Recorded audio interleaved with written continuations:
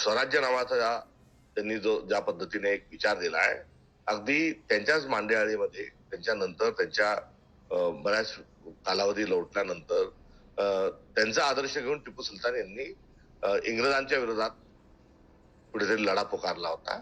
आणि त्या अर्थानं टिपू सुलतान हे एक शौर्य गाजवणारे एक योद्धे होऊन गेले, एक भारताचे भूमिपुत्र होऊन गेले.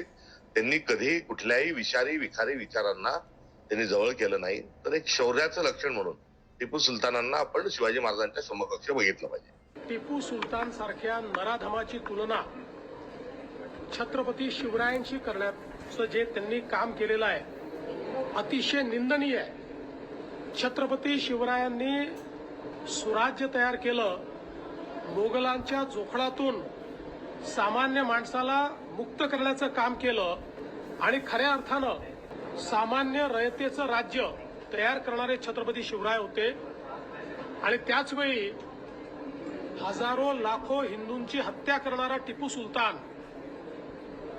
याची तुलना करून दोघांनाही सारखा सन्मान द्या म्हणणं यापेक्षा जास्त लांगुल चालन, जोडे चाटणं हे या जन्मात मी बघितलेलं नाही. आम्ही हे बिलकुल सहन करणार नाही. टिपू सुलतान आणि छत्रपती शिवरायांची तुलना केली याबद्दल त्यांनी माफी मागितली पाहिजे.